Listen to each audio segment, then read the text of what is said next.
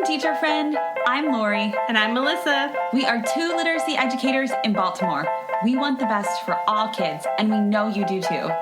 Our district recently adopted a new literacy curriculum, which meant a lot of change for everyone. Lori and I can't wait to keep learning about literacy with you today. Hi, everyone. Welcome to Melissa and Lori Love Literacy. We are very excited for our two special guests today. Melissa, we've been wanting to focus on writing for a really long time, and we know that it's really hard to focus on writing without also talking about reading. But our two guests today are really experts in this area, and I wish my book is in the other room, but I wish I could hold it up right now in the camera because I told them that I wanted them to autograph it for me. And Melissa, I know you have your copy. Yeah, I left my copy of Writing for Understanding at the office this whole time, thinking like I'll be back soon, but it's been there, and I always think, I'm like, I need that book. I need to just get another copy. Yeah. So now it's been at the office since the pandemic? Yeah, almost a year. Oh my gosh. I'll mail you one. Well, welcome, Diana Leddy and Joey Hawkins. We are very excited to have you. They are Joanna and Joanna. Wait, what am I saying? Diana and Joey. Diana. I was merging your names because your name is officially Joanna. Diana and Joey. People typically say our names all in one breath anyway, like it's one word, Diana and Joey, because we've worked together for so many years. You're like when celebrities date and they have those celebrity names. I'm getting tongue-tied because I feel like I'm meeting celebrities. Sort of like Abbott and Costello. Yeah. That would be a more apt comparison. All right, I'll try again. Diana and Joey are here from the Vermont Writing Collaborative. So welcome. Diana, would you kick us off and introduce yourself? Sure. My name is Diana Leddy. I have spent most of my career teaching in Vermont, taught for over 25 years, all grade levels, K through 5. And most recently, I've been working as a consultant to support nonprofits, mostly in developing curriculum that will help all students to learn to write. Love that. And Joey, welcome. Share a little bit about yourself for our listeners. I'm Joey Hawkins. I also have been a public school teacher in Vermont for a very, very, very long time. The bulk of my experience was at middle school, sort of an integrated middle school program, which we were thrilled to be able to sort of engage in so deeply for so many years. Before that, I was a special ed teacher in Minnesota, in northern Minnesota, which really kind of helped inform where we finally ended up with the Vermont Writing Collaborative, in the sense of seeing what do you actually do for kids to make them be able to be competent in ways that all kids need to be competent in terms of reading and writing. So I think when we had the incredible good fortune to have the flexibility in the school we worked in Vermont to bring some of those forces to bear, they all sort of came together in ways that we think we learned a tremendous amount. We think that the kids benefited too. The last few years since I retired from public school teaching, I have also been working in sort of helping schools, helping some particular school districts, and working with kind of national curriculum. Yeah, so no small feat. You both are pretty busy, I bet. Yep. Oh, yes. Well, we're really interested to hear about the history of the Vermont Writing Collaborative, because what's really intriguing to me is that it's a group of fabulous teachers like yourselves. So would you mind sharing the history of the Vermont Writing Collaborative? Like, where did this come from and what did it look like? We're really interested. Diana, do you want to start with that? Sure. We think of the Vermont Writing Collaborative as something like a small miracle. And it really just happened because there were a group of teachers in the school that we worked in Vermont. Joey and I were a part of that group, and there are many other wonderful teachers there as well, that became really concerned with the fact that most of the students in our school were not learning to write, and even more concerned with the fact that we didn't know how to help them do that effectively. At that time, Vermont was one of the early leaders in figuring out how to define effective writing. And we actually had a statewide portfolio project that was our state assessment. Students in 5th grade and 8th grade actually handed in work. We handed in folders of work and learned how to score them, and that counted as their statewide proficiency in writing. So, wow. And we were sort of involved in that movement. And what we realized was that understanding what makes writing effective, learning how to score writing was crucial, and it was foundational. If you don't know what you're looking for, you can't figure out instruction to get there. But we didn't know much in terms of instruction, and we didn't know how to get kids there. So it left us in this position where we were painfully aware of what our students weren't able to do, painfully aware of what we weren't able to do, and we needed some help. So we turned to our colleagues in our school, and we did what I think you'd now call an action research project. We did not have the name for it back then. And what we wound up doing was setting up a monthly rotation, and the whole staff participated. So grades K through 8, small school, so one teacher at each grade. And we got together monthly. Everyone shared what they knew. We chose a particular writing type, and everyone shared what they knew. We, learned all together about what would make that writing type effective at different grade levels, what those pieces and benchmarks looked like. Everyone in the room shared whatever they had discovered about effective instruction. And then we all went off for a month and taught in our classrooms. And that teaching resulted in our bringing back student work. And we spent the next meeting looking really carefully at that student work and also discussing what we had done in the classroom and trying to figure out, our mission was really simple. It's, what worked, what didn't work, and what do we need to know now? And that group eventually became the Vermont Writing Collaborative. We started informally sharing with other schools around us.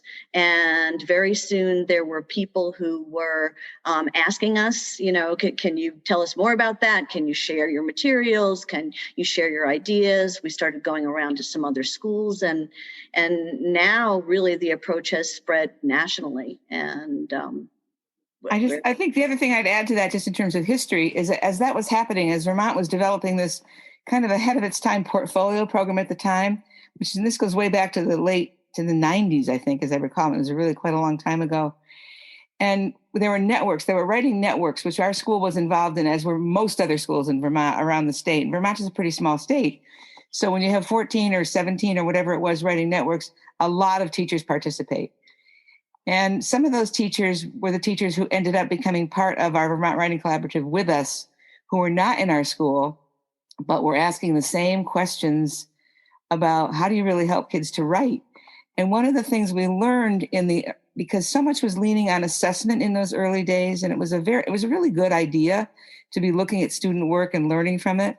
But we began to realize two things. One was that if kids didn't really understand what they were writing about, there was no way that writing was going to be effective. And we could see that in the writing we were sharing really around the state. And the other thing that we began to realize was that when all of the emphasis was on assessment and none of the emphasis was on instruction, teachers didn't really know what to do with what they were seeing, what they were sensing, and what they were actually seeing in the writing. They didn't know what to do about it. So we didn't either, but we began trying things. But once we had identified, it was helpful to identify the problem.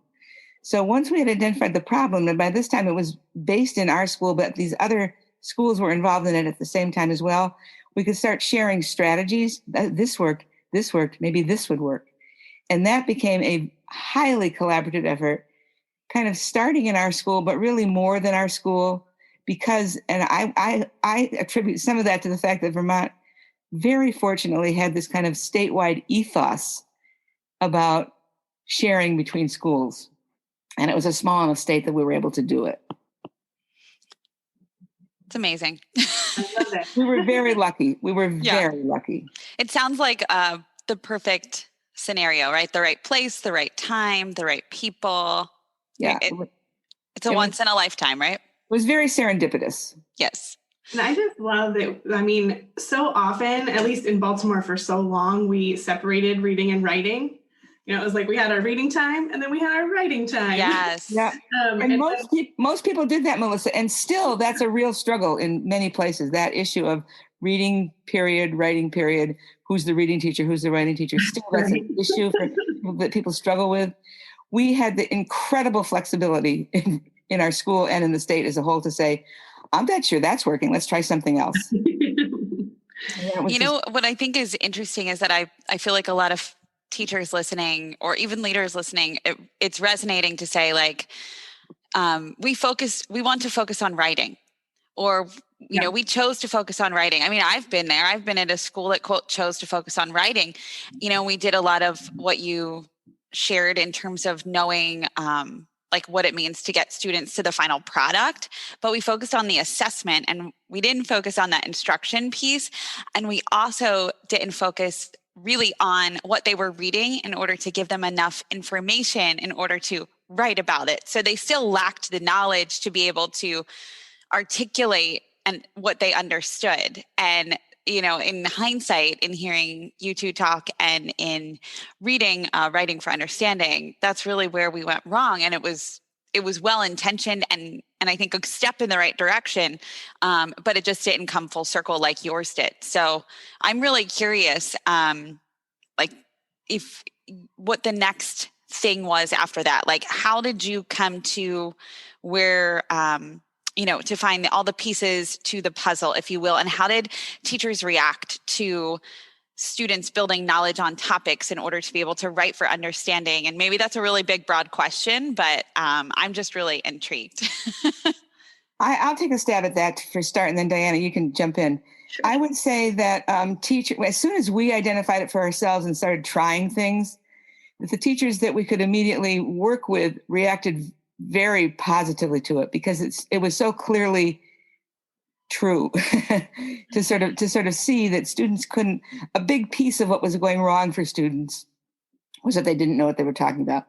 Another big piece was that they didn't know how to structure their writing. So those two kind of ways in to be thinking about writing were very evident, I think, once we could name them. I'll just tell you a little story about that happened in 2003. And the only reason I remember that is because it was the end of the Iraq War. It was the beginning of the Iraq War. And we were at a state portfolio assessment. So they would rent a ski resort in the summer because nobody was skiing in the summer. and have boxes and boxes and boxes, dozens, hundreds of boxes of student work, very neatly categorized and so forth in folders on these tables. And we were in teams, we were looking at student work, and the idea was to give teachers feedback on their writing. And we were using the then state rubric, which even still says draft. It had been drafted in 1999, and it was still a draft in 2003. Of course. And we came across a piece of writing, a fifth grade piece of writing called The Longest War. And it was about the Vietnam War, and it was about 4 paragraphs long. And when you first looked at it, you thought, oh, this is going to be an okay piece of writing. It had what was clearly meant to be an introduction and a couple of body paragraphs and a little conclusion. And those things roughly did what they were supposed to do, like introduce with a thesis statement, give some evidence, give some more evidence, and then sort of reflect, conclude and reflect. And so you looked at it and you thought, okay, this piece is going to be in the reasonable ballpark. But when you read it, you realized it was not in the reasonable ballpark. The structure was, but the student really was wrong on the content. It wasn't just like, and they weren't just trivial wrongs. It was really a very significant misunderstanding. One of the things that the student said in this, for example, this is clearly very well-intentioned student, said was, well, it was a good idea to fight the Vietnam War because now they are in one country today. And you thought, wait a minute, I don't think that's true. I don't think South Vietnam is a country anymore. There's really only North Vietnam because North Vietnam won the war. So this wasn't just a trivial, like I got the wrong date. This was a major, huge misunderstanding that this piece of writing was now sort of codifying for this child. So the power of writing was working, in a sense, against this child, because once the child had put it into some sort of coherent form, which was what the structure did, the meaning was wrong. And there was no way on the rubric to name that. The rubric did not name, does the child understand what he or she is talking about? Mm-hmm. It was a huge aha for us when we were looking at that piece of writing. The people at the table who came to it called me over and said, I don't know what to do with this. I'm sensing something's wrong here, but I don't know how to name it. And we couldn't name it by using the rubric that we had, because that term was not there. Mm-hmm. Nowhere did the rubric say show solid understanding of what the child is writing about. And that was a very helpful wake-up call for us in terms of articulating one of the very important things that needed to happen, the fundamentally important thing that needed to happen for a kid to write well, about whatever they're writing about, whether it's personal or content writing. The writing is there to first to create and then to communicate understanding. And a key piece. Yeah. Oh, sorry. Go ahead, Joe. I was just going to say, not to fill in boxes of now I need to have a this, now I need to have a this, now I need to have a this, now I need to have a this. Right. Yes. Go ahead, Diana. The key realization we came to also very shortly after that is that if we wanted that to happen in our classrooms, we needed to be responsible for ensuring that it did. So for a long time, people have known that writing pieces are better if students know write about what they know. And what we realized is that we could make that happen. We could ensure that students knew what they were writing about. And so that's a really key piece in the Writing for Understanding approach, that idea of consciously building understanding before writing. And we also found, as we did that more and more, that it was a huge equalizer. That no longer were we counting on students walking into our classrooms with a huge knowledge base. We were intentionally building that knowledge base. And what we saw happen when we did that was that students who previously really struggled with writing all of a sudden wrote pretty well. Not gorgeously, not earth-shatteringly, but quite competently. Clearly. And clearly, yeah. And it was a huge aha for us that in order to help our students to write effectively, we needed to very consciously build not only the writing skills and craft, but also the knowledge that was going to be communicated through that writing. And that continued to be true. We weren't only seeing that in our own classrooms where we were excited by it and kept teaching to it and finding that it was working. But we saw that even in other classrooms. In some of those years, we went quite often, at least some of us did, within the whole collaborative I'm talking now about, went into other schools. Schools would ask us to come in and do lessons, often from K through 12, really.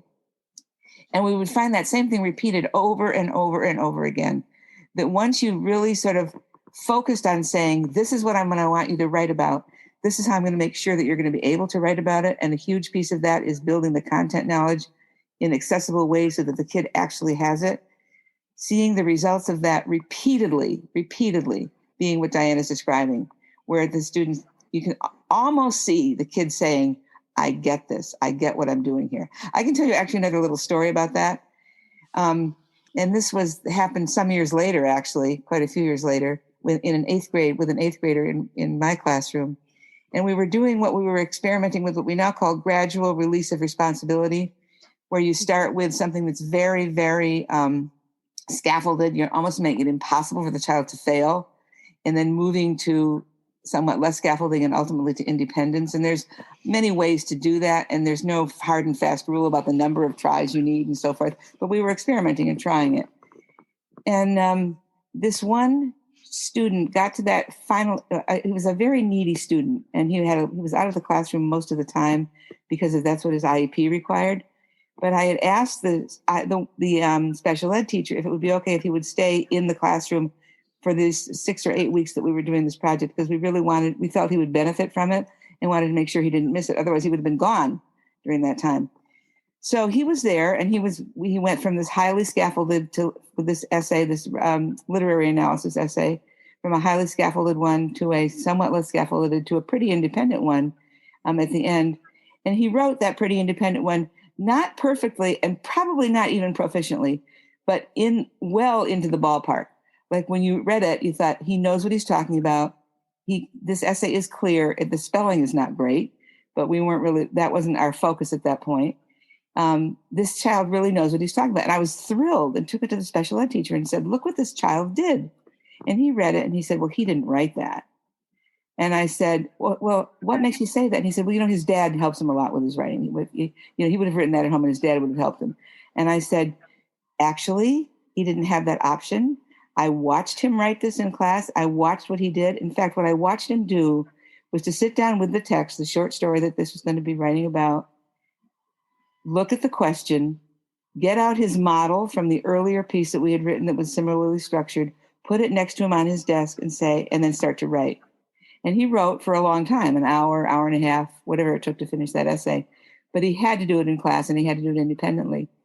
And when his very, very well-intentioned special ed teacher saw that, and his first response was he couldn't have written that himself, that was a very striking moment for us to realize, oh, look what's possible for kids when you really build in this kind of instruction, and look how much we need that for kids like this. We get similar reactions often when we show sample pieces at workshops. Teachers will say, well, this student, couldn't have written this, because we purposely chose pieces done by students who usually struggle with writing. And often it's pretty apparent through the spelling and the handwriting, that writing does not come easily or naturally for this child. But teachers will often challenge us and say, well, how could this child know all these big words? And the answer is pretty simple. I'd say because we taught them. And that's really, really important. You need to teach that vocabulary. You need to teach that knowledge and understanding. And when we give students what they need, they can do things that are really quite unexpected and pretty amazing at times. Yeah. Melissa, do you have a question? I feel like you're... Well, I don't want to derail us too much, but your story, Joey, about the student with the Vietnam War essay, yeah, it really hit me because in Baltimore, this is just some data we have, over many years, we have about a third of our students who from third grade all the way through 11th grade just do not write on the state test. Like they get to that state test, they'll do the multiple choice for everything, but they just leave the writing blank, which breaks my heart. We have seen improvements with writing with wit and wisdom in classroom because of all the things that you guys are talking about with the instruction. And I don't want to take us down a rabbit hole of state tests, but I think, my thought is like, how do you do that on a test where you don't know what the content's going to be? The students likely don't have the knowledge of whatever it is they're reading about. How do we help students there? Or is it really just like testing is not what it should be? I can tell you another little story that might sort of address that. I'm not sure if it does, but you listen to it and tell me if it does. Some years after that Vietnam War, many years after that Vietnam War story, and even some years after that 8th grade special education student story, we were doing a state test, and it was it was the kneecap at that time, and kids who were on an IEP for reading were allowed to have somebody with them to read to them during the math portion of the test, because they didn't want their inability to read make it impossible to measure what they could do in math. And I happened to have a student. I was just given a student to do that. And we had to go to another building because there wasn't enough space in our school for all these kids who needed accommodations. And we were sitting down, and I said, okay, I can read to you this portion of this math portion, these math problems part of the test. And he said, no, you don't need to do that. I said, well, I can, because that's on your IEP and it's okay to have that accommodation. So that's why we're doing this together. He says, no, he said, I know what to do. I just read this over and over and over again, and I figure out what all the words, and I unpack it, and I put it in my own words until I understand what it's saying, and then I can go ahead and do the math. And I said, okay. And I watched him do that, and that's exactly what he did. He did that because, and this is where I think the relevance is to your worry, Melissa, which is a genuine and real worry. He did that because he had learned from repeated work of how do you tie reading to writing, what to do to help himself with the reading that he didn't understand, because he didn't understand it at first. He was a struggling reader, but he had also had a lot of successful experiences with rereading and unpacking and paraphrasing in his own words until he did understand what the reading was saying. And then he was able to go ahead and do the math. I'm guessing that for at least some number of your students, but that's what they're missing. They may not have internalized well enough from enough repeated that's key, actually, successful experiences, how to help themselves to be able to transfer to that new situation. Yeah, it's a really great point. Sorry, Diana, go ahead. The test needs to provide the information, though, and sometimes they do and sometimes they don't. Right, sometimes it's a test problem. Yeah, the test needs to provide some reading information, something to read and a way for students to access that so that they can get that knowledge. But I think often you do wind up with scores on state tests that are not reflective of what students can do in the classroom in writing. And a huge part of that is that, there isn't an opportunity on the statewide assessment to adequately build that knowledge. And so students are at a loss. The other thing, though, I think is that by the time kids get to third or fourth grade, if a kid who has really struggled with knowledge at all, vocabulary at all, and so forth, that it takes a lot of repeated successful practice and some degree of gradual release that is successful for a kid to be able to sort of manage in an on-demand situation like that, to sort of figure out what to do. Right. That's what I was thinking, that they would have to have enough experiences with fluently, repeatedly reading complex texts. Successful experiences. Yeah. I can't name that enough. I think that one thing that we have sort of not realized, or at least not named well enough, is to say it's not just a question of practice. If the practice isn't yielding you successful understanding, that practice isn't necessarily very fruitful. Yeah. So it has to be successful practice.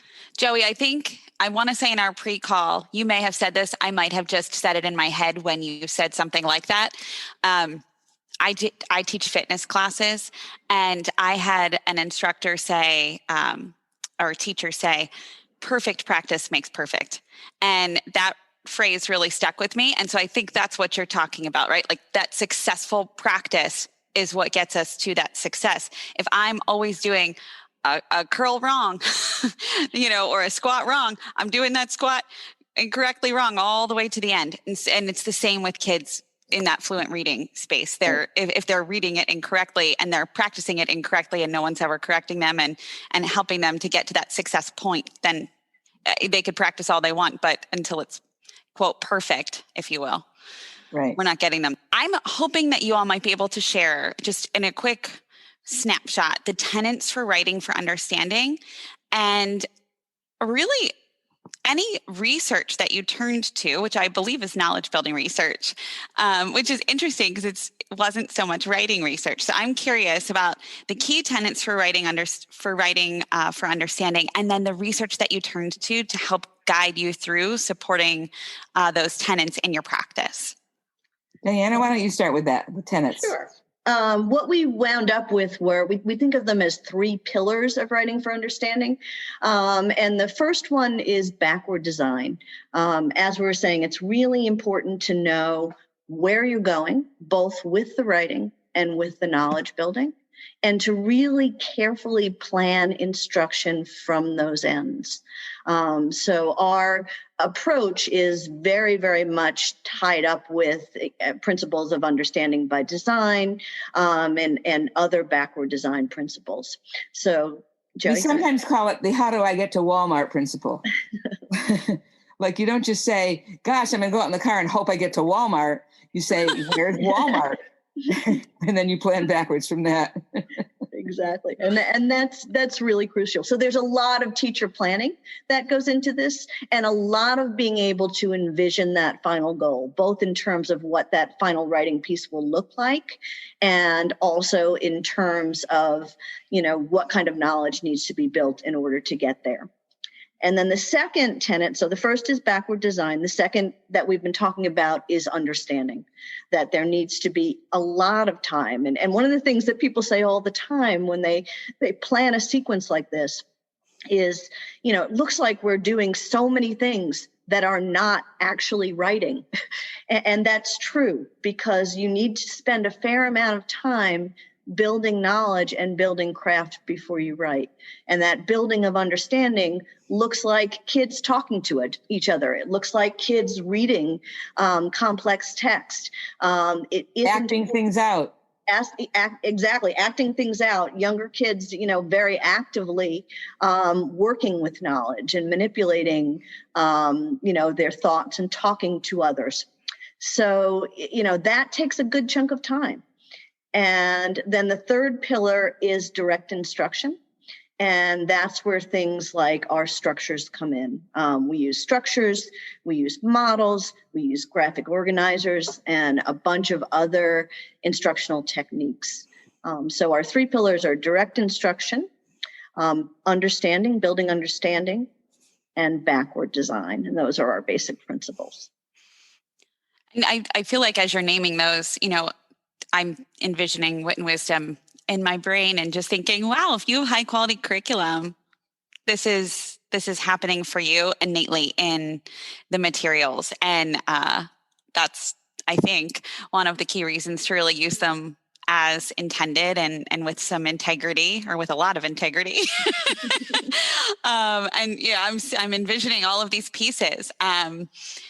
Particularly, I know one of the things that you're most famous for is that painted essay structure. So, in terms of that direct instruction and teaching structures, but I just want to name for our listeners, like, if you have high quality instructional materials, these pillars are embedded within, and that's a really key piece for, a key lever for helping teachers understand how to or why they should execute with that fidelity, integrity, whatever you want to say.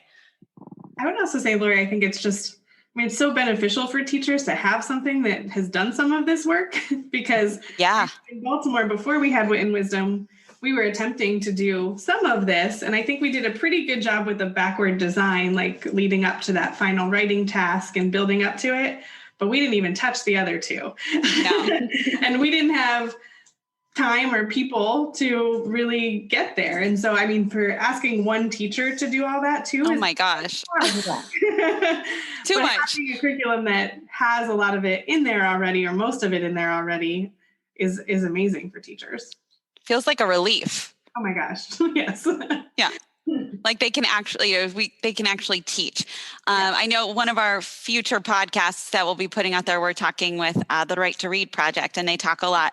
One of the foci for our podcast is elevating the teacher profession so that teachers can use these high quality materials to actually teach, and how incredible the spaces that we're working in right now to be able to do that. So that's a really good point, Melissa. I'm curious still about the research, because I know that was a really key point of interest when we did our pre-call, is that, we're like, what's the research on all of this writing stuff that you're doing? And you're like, we use knowledge building research. And that, I think, is just makes you all very special that you used that research. So tell us all about your evidence-based practice. I can talk about that a little bit, and then Diana, you can talk about it a little bit more. I think several things that we discovered, first of all, was that there was not a lot of research about teaching writing. There was a little, and there was more that was sort of indirectly that we used indirectly.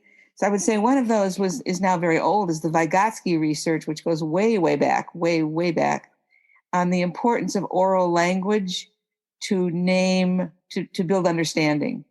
And that confirmed what we were seeing. We weren't doing it because we had done the research. We were trying things out to see what would work, and then went back into the research to say, why is this working? And that was a piece of it, was the Vygotsky theory and research on the huge importance and power of adequate oral language, because we were seeing that very same thing as well. The other piece, another piece of research that I think confirmed what we were seeing about structure, and you mentioned the painted essay, which is a key example of that, not the only one, but a key one, a really key one, was some research that Steve Graham, I think he was then at Vanderbilt, I'm not sure where he is now, did on structures, the value of structures in writing. And he was talking not just about whole essay structures, but smaller, like paragraph structures, different types of structures. And he did some research which really confirmed the value of that in terms of helping kids to write. And that confirmed what we were seeing, that value of structure. So those two things, I think, were pretty important.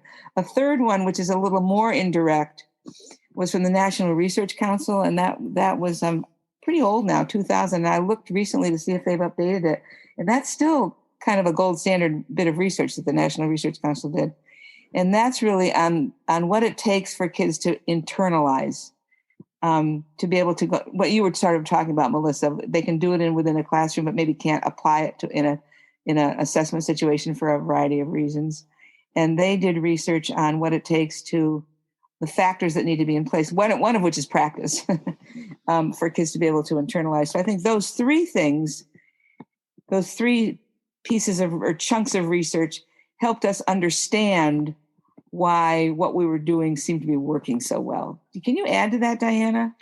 Yeah, I think what we're seeing now is a lot of more recent research on knowledge building. Right. And that feeds right into our premise that, we need to put a high emphasis on understanding. So the work that's been done by Gina Cervetti, for example, that shows that when kids are working with sets of texts that are conceptually coherent, that reading comprehension increases, writing ability increases, vocabulary increases, and students' ability to approach new tasks, new literacy tasks, also goes up. So it's transferable.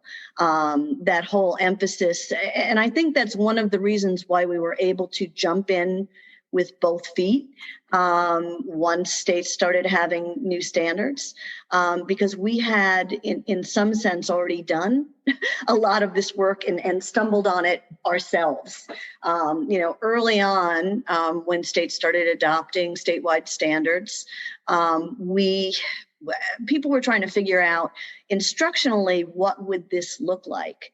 And interestingly enough, we felt like we knew exactly what it would look like, because we had been doing it for a long time. And sure enough, when we started, doing things like submitting our lessons to be juried, and things like that, they won immediate approval. And they were very old lessons. They were lessons we had been doing for 10 years, and so we feel like we've had a lot of experience in ideas that are now more newly becoming popular. Yeah, I think that's pretty key. When we started, I just have the copy of this book right here, and I just looked up about the National Writing Project stuff, which was from 2006. They're at that time the most recent when we wrote this. And they were kind of walking up to saying, wow, knowledge really matters, never quite nailing that it matters. That nailing came later. And it's an interesting process because we were sort of discovering it in our own work. That longest war piece that I told you about was seminal. I've often thought, thank you for that child who wrote that piece, because it was such a seminal piece of our own understanding. And people had been kind of intimating it or kind of recognizing it, but only sort of recognizing it before that. So it took kind of naming it, I would say, which is what's happened since even in the last, I want to say Cervetti wrote maybe 5 years ago, Diana? Yeah, 2016 or so. Yeah, something like that, right? And the knowledge gap and things like that have been much more recent. Hirsch was the person who wrote about knowledge for the longest, and his writing about the importance of knowledge goes way, way back. But his wasn't about knowledge and writing. His was really about knowledge and reading, understanding. So we had to kind of connect some of those dots, I would say, to say, if you're going to write about what you read, then how do we help you to read? And that sort of all came of a piece in connecting dots in terms of reading, knowledge, and writing. And it's interesting. I think one of the reasons why we don't have a lot of research on writing instruction, I was realizing that it's really only been a little bit more than a decade that there has been an acknowledgement that we can even define what effective writing might look like.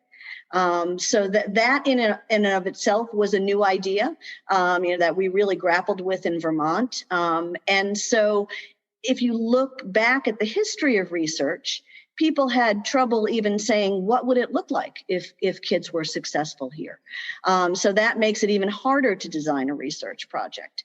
And so we're seeing some of that now. We did one small project ourselves. Also, these projects are just, really difficult to organize and get a lot of data on. We did one research project for Writing for Understanding. Back a while ago, probably about 15 years ago when we were and that was with help from the state. That was when the state had a much more supportive network for making all these things happen than it was able to have later because the whole funding mechanism changed. Yeah, we were developing the approach, and we wanted, a little bit of data to validate what we were seeing. So we paired with a place called Vermont Institutes, which at that time was a nonprofit supportive agency working with the state of Vermont, and they went into classrooms, 4th and 8th grade classrooms, and trained teachers in the Writing for Understanding approach. We picked 4th and 8th grade because that's where our statewide writing tests were given. And it was a very small sample, but we saw a really, really important effect. So we did it in 14 different classrooms for a year. And compared the statewide scores of those students in those classrooms the year before and then after the Writing for Understanding instruction. All but one showed a significant increase in the number of students who were proficient. But what was more exciting to us was that in the classrooms where students began as the least efficient and proficient in writing, we saw the biggest gains. So there were 3 classrooms in particular where students, 20% or fewer of the students were proficient on the state test in writing. And we saw gains the smallest gain we saw was 10%, and the largest gain we saw was 65% more students achieving proficiency on the subsequent state test. And, to this day, that has been our goal, our focus. What can we do for those students who we struggle to reach? And for us, that very small study at least was some validation that we were able to reach students that really needed us. That's amazing. I'm so happy that that you connected that you thought to connect that research to writing, even though I'm happy that you didn't get discouraged and say there wasn't a lot of writing, research out there. So you turned to that knowledge building research and were able to draw connections out from there. One of the things that one of you shared in our pre-call is that the more you write about worthy texts, the more you're required to really intimately know that text, the more likely you are able to read other complex texts. Yeah. And that just really stood out to me.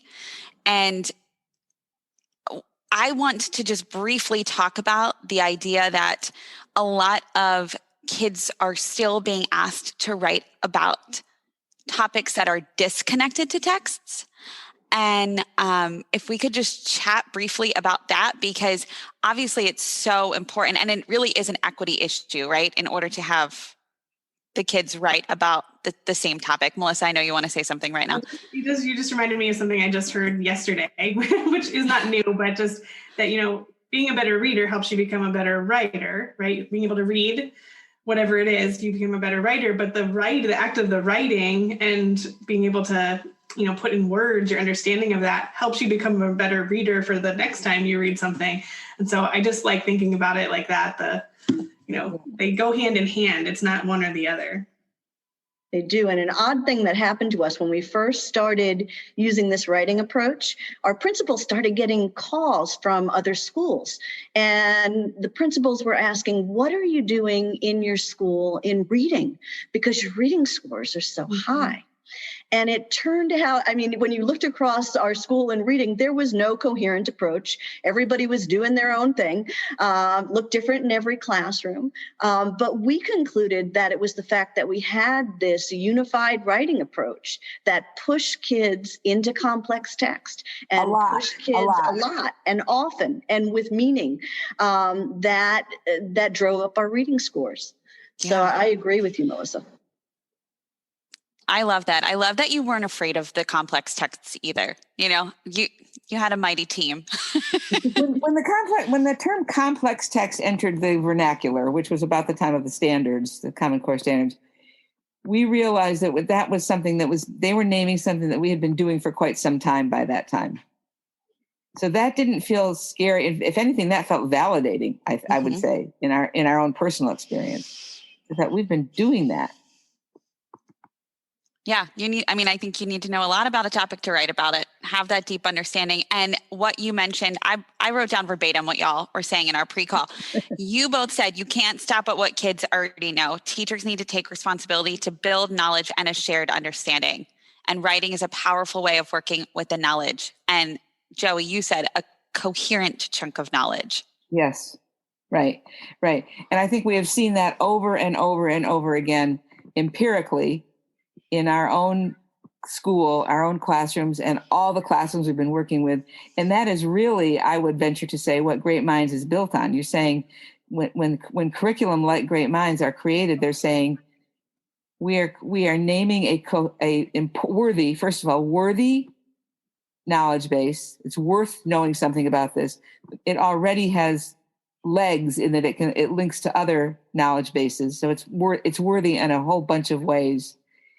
And when we build our language arts, our reading and writing curriculum around that, so it's intentional, that pays off great dividends, not only for that particular piece of writing, for that particular unit, but for the next one and the next one. Because knowledge, that's what schema theory tells us about reading understanding, and this isn't new information, this is old information, is that's what we do when we build schema.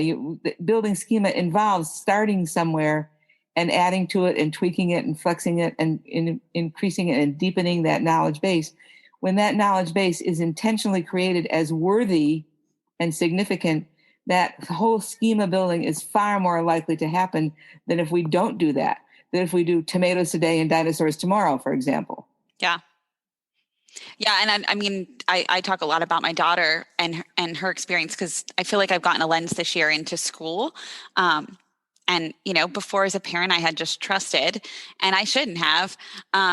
She's doing a lot of that, honeybees today, and tomorrow it's dinosaurs. And then the next day it's dragons. And then the next day it's someone who went to the moon. And that honestly comes from, I don't mean to interrupt you, but that honestly, you've been in school and teachers long enough can remember where much of the reading curriculum was individualized and skills based. So you were literally practicing a purple card, which had a little teeny piece of writing on it, and then a question about the main idea, or a yellow card, which had a little piece of text on it, and you were reading about sort of prediction or something like that. And it's not that those things were bad. It's just that they took you down the wrong direction. There was no intentional knowledge building there.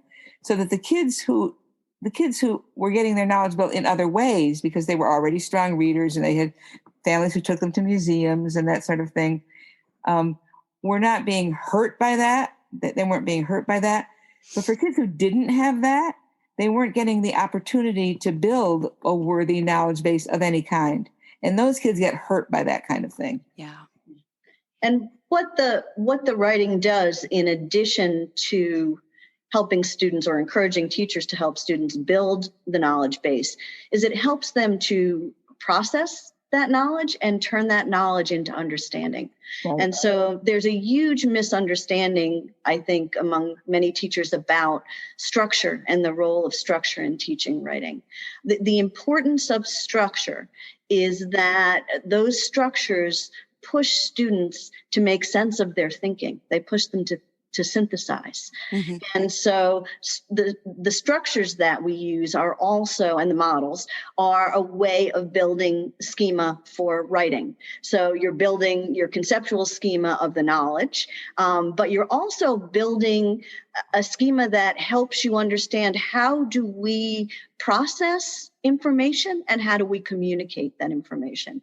And the structures and the models that we use help students to do both of those things, to turn knowledge into understanding. Yeah. And that's really hugely important and speaks to, first of all, the incredible need and strength of teaching structures to kids. Also hints at the limitations. If you teach only structure, if you think that structure is going to be the be all and end all, if I can only get the right graphic organizer, I'm home free. and there, it's tempting to think that for all kinds of reasons. But if we fall into that little trap, kids can end up thinking, I need to fill that box and that box and that box and that box. And that isn't coherent meaning. And in fact, our little longest war piece that I was referring to was sort of like that. I mean, that kid had a sense of structure, had acquired a sense of structure somehow to write that piece, but had no meaning, Mm-hmm. or the wrong meaning. I mean, it had meaning. She had, or the child had used the structure to get at the wrong meaning because of not having paid it. Nobody had helped that child. And this was not anybody's bad intention. It was the state of the art at that time. Nobody had helped that child to build enough understanding that the structure could then serve to help with the meaning as opposed to almost get in the way. Yeah. One of the reasons why the painted essay works as a structure is that the colors show the relationship between the thinking that goes on. It's not just first you do this, then you do that. We have, blue and yellow, which make green. So your points, your blue and yellow points, make your green focus or thesis. So in the process of teaching students the colors, you're also, very directly teaching them that the thoughts that you put into this writing are related to each other in really important ways. And of course, you need to know what that relationship is before you go to write it down. That's and right. The teacher needs to understand that. That's a part of sort of professional learning that's important for teachers to have, the relationship between the structure and the meaning. I was just going to say, I think we're very guilty of often like looking at a rubric or standards isolated and yes, they can do this thing or that thing. But like you all said, like seeing the true purpose of writing and that it's about being able to process and share meaning. And I don't know that we always bring it all together like that. And people know that. As soon as you say that, like in a large group of people or a small group of people nod. Of course. Of course we know that. It's just that we haven't named it well enough or often enough for people so that we don't yet have, many of us do not yet have enough tracks in our heads for that to be an automatic. Yep. Yeah. Like we've tried to deconstruct it so much through a rubric or that we lose that big intention meaning. Right. Yeah, because we're trying to piece it. Yeah. Right. And that piecing it is helpful. We need to do that. We just need to not be limited by that. Mm-hmm. Yeah. I wrote down podcast number 2 with the Vermont Writing Collaborative. To be determined. We're going to continue our conversation on this one. I want to know so much more about this. I could listen to you talk about this for another hour. We could probably talk about it for another hour. I bet we could. Yeah. So I'm curious, in the Vermont Writing Collaborative space, because you both have been just, pivotal members of that team and just so lucky to have that be at the right place at the right time and be a part of that. What were you most proud of, or what are you most proud of that came out of that?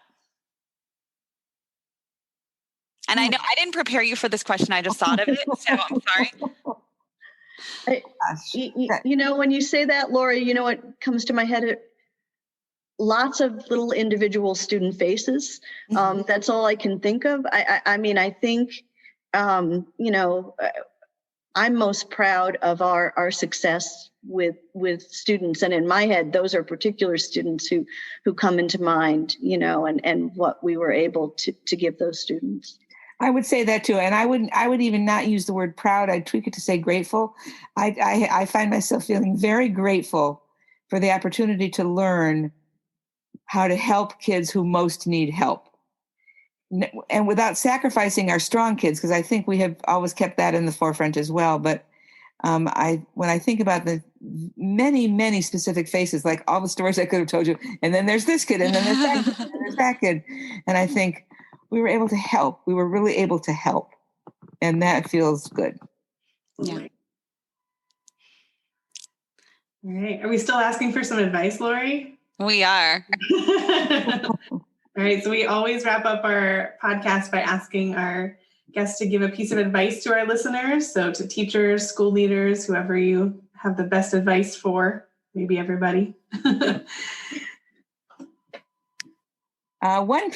Two pieces of advice. One is work with a text that matters, that you care about kids working with. Work with a text that matters if you're designing something for yourself. I think that's hugely important. A second piece is show kids what you want. Show kids models. Not just mentor texts, although they can be helpful, but an actual model, like I'm going to write something a whole lot like this. Mm-hmm. We haven't even talked about models very much today, but that is a key piece of. We've often said to teachers, if there's one thing you need to remember about writing, it's show kids a model. If there's one thing, show them a model. So I guess I would say remember that, and if you don't know how to write one yourself, figure out a way to get some help so somebody can help you with it, because that's very helpful for kids with writing. Mm-hmm. Diana, what about you? Yeah, I would agree with everything you said, Joey. And I would maybe add to that, that I would encourage people to just go out and try one. You can hit our website. We've got free lesson plans there. SAP has some, they're embedded in lots of curriculum that's out there already. But what we've found over the years is that it may seem daunting, and there may in fact be, many reasons why you'd be hesitant to do this. But once teachers do this and they see what happens in their classrooms and they see the change in their kids, and they read the writing, very few teachers are willing to go back. That's what convinces people to use this type of writing approach is seeing the effect that it has on their students, on children. So I would advise people to go out and give it a try. I like that. Diana, one of the very first hallmarks that we noticed in Baltimore, or I noticed at least as a coach, and I know that I've noticed this in other districts as well that I've worked with through Great Minds, is that's the first thing that teachers say, literally just after a month of implementing Wit and Wisdom is, wow, my students are able to write like they've never been able to write before. And I'm like, oh my gosh, yes, that is a great hallmark to notice. And then let's think about why. Yeah. They have something to write about. They've got the knowledge. They've got the structure, everything you just mentioned in those pillars. They've got the structures, they're using them. They've talked about things a lot. They're able to come full circle in that articulation in their writing. So. And that feeling is really, really a wonderful feeling. People often say, there's so much instruction, there's so much planning, there's so much design. Doesn't that take the joy out of writing? And actually, no, it puts the joy back in. When students are able to write and write successfully and comfortably and easily, in many cases, that's where the joy comes in. And certainly, it makes teachers, excited to see that as well. Yeah, it even resonates with me as an adult. I remember being in high school and, being asked to write papers about topics that I didn't know enough about. And once we learned all of this research about knowledge building and how it connects to writing, I remember like one of my aha moments at some point in time was thinking of myself as a high schooler and thinking, wow, when I sat down to write that paper, nothing flew out of your brain into your fingertips because you didn't have anything to write about. Like I didn't have enough knowledge to write about to write more than probably a paragraph. And so a 3 to 5 page paper was very daunting because I couldn't write about it. I didn't have anything to say, and so that's just, it seems very organic and natural. that would make a lot of sense, that we have a lot to write about. But I think every adult could probably reflect and that would resonate with them as well. Absolutely. I have a little piece I can just read to you sort of about that. This is from the book that I was. Do it. Yes, read aloud. And it's called Writing as a Set. It's this little chunk that says Writing as a Set of Transfer Skills. Several years ago, when we had begun to be highly intentional about writing for understanding instruction with our elementary and middle school students, we happened to run into one of our former students, now a 9th grader in high school. She had been a motivated, strong student. So when we asked her how high school was going, we were taken aback by her answer. She frowned. Well, she said, I just had to write a history paper, kind of what you were just talking about, that was hard. At first, I couldn't really do it. This was distressing to hear. Why not? We asked her. What didn't you know how to do? Oh, I knew how, she replied without hesitation. I just didn't know enough. I didn't understand the stuff. So I had to do that first. Then I could write it okay. Good, we said. Good for you. We could not have asked for more. Great. Yeah. So she went back and did her own. She could recognize that she didn't know enough, and she knew what to do about that. Yeah. Oh, that's so amazing. I think that that's a fantastic way to end. You sharing that story about the 9th grader. And also we'll plug your book for you. Writing for We have a new book coming out, actually. Plug it. Go ahead. Yeah. Tell us. It's called, the title is still a little bit up in the air, but right now it's called Making It Work. And it's a handbook that is to accompany our previous book, or can be used by itself. And it's really, we think of it as a little bit more of a practical guide than our original book. And we're very excited about it. It's being designed right now, so we expect it to be out fairly soon. Oh, we're very excited about that. Yeah. Oh my gosh. Well, congratulations. Well, we are very hopeful that it will be useful. Well, we will use it for sure. You've got two buyers right here. We'll send you copies. Autographed. I don't know about the autograph, but we'll definitely send you copies. We teach a course here in Baltimore on writing for understanding for teachers, and so that would be perfect for them. Well, great. We'll let you know. It shouldn't be too long. Excellent. Well, you know what? We'll have to podcast again and write and release it when your book comes out. That sounds great. Oh, perfect. So this will be the teaser. Everybody can buy book 1 and then be all prepared for when book 2 releases. Right, well, good enough. Thank you both so much for taking time out of your busy book writing schedules and working schedules and just your everyday life to podcast with us. We're very appreciative, and we're so grateful that we finally got to talk about writing and focus on it in the way that we had hoped. Right, Melissa? Absolutely. It was great. Well, it was our pleasure. Thank you so much. Thank you. All right. Have a wonderful rest of your days. You too. You too. Bye-bye. Bye.